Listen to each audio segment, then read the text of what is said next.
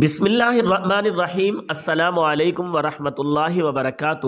رمضان کا چاند دیکھتے ہی 3 مرتبہ یہ سورت پڑھیں، پھر کمال دیکھیں۔ رمضان المبارک کے مہینے سے پہلے شعبان کا مہینہ آتا ہے۔ اس وقت شعبان کے مہینے ختم ہونے میں چند دن باقی رہ گئے ہیں۔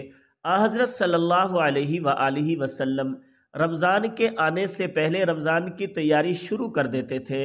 ساتھ ہی ساتھ صحابہ اکرام رضوان اللہ تعالی علیہم اجمعین کو روزے کی اہمیت، افادیت بیان فرماتے اور اس کی حقیقت واضح کرتے۔ حضرت سلمان فارسی رضی اللہ تعالیٰ عنہ کہتے ہیں کہ شعبان کی آخری تاریخ کو رسول اللہ صلی اللہ علیہ وآلہ وسلم نے ہمیں خطاب فرمایا، اے لوگو، تم پر ایک بڑی عظمت والا، برکت والا مہینہ سایہ فگن ہو رہا ہے۔ اس میں ایک رات 1000 مہینوں سے بہتر ہے۔ اس مہینے کے روزے کو اللہ نے فرض قرار دیا ہے اور اس کی راتوں میں خدا کی بارگاہ میں کھڑے ہونے کو نفل مقرر کیا ہے۔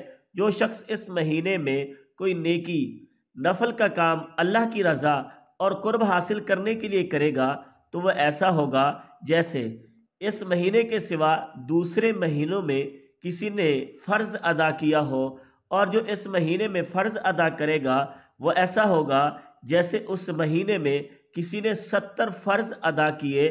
یہ صبر کا مہینہ ہے اور صبر کا بدلہ جنت ہے، اور یہ ہمدردی غمخواری کا مہینہ ہے، اور وہ مہینہ ہے جس میں ایمان والوں کے رزق میں اضافہ کیا جاتا ہے۔ جس کسی نے اس مہینے میں کسی روزے دار کو افطار کرایا اور اس کے لیے گناہوں کی مغفرت اور دوزخ سے آزادی کا سبب ہوگا، اور اس سے اس روزے دار کے برابر ثواب دیا جائے گا، بغیر اس کے کہ اس روزے دار کے ثواب میں کوئی کمی کی جائے۔ آپ سے عرض کیا گیا، یا رسول اللہ صلی اللہ علیہ وآلہ وسلم، ہم میں ہر ایک کو سامان میسر نہیں ہوتا جس سے وہ روزے دار کو افطاری کرا سکے۔ رسول اللہ صلی اللہ علیہ وآلہ وسلم نے فرمایا، اللہ نے یہ ثواب اس شخص کو بھی عطا فرمائے گا جو دودھ کی تھوڑی سی لسی یا کھجور پر یا پانی ہی کی ایک گھونٹ پر کسی روزے دار کو افطار کرائے، اور جو کوئی کسی روزے دار کو پیٹ بھر کے کھانا کھلائے، اللہ اسے میرے حوض سے ایسا سیراب کرے گا، اس کو پیاس ہی نہیں لگے گی یہاں تک کہ وہ جنت میں داخل ہو جائے گا۔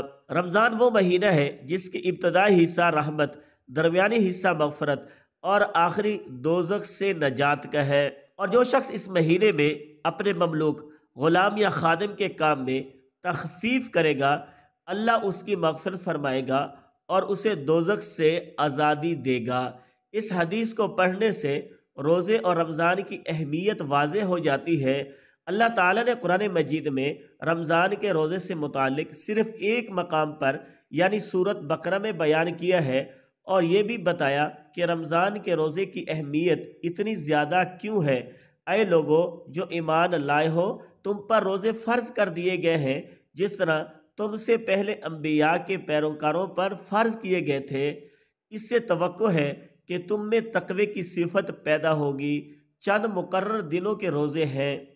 تم میں سے کوئی بیمار ہو یا سفر پر ہو تو دوسرے دنوں میں اتنے ہی تعداد پوری کر لے، اور جو لوگ روزے رکھنے کی قدرت رکھتے ہیں پھر نہ رکھیں وہ فدیہ دیں۔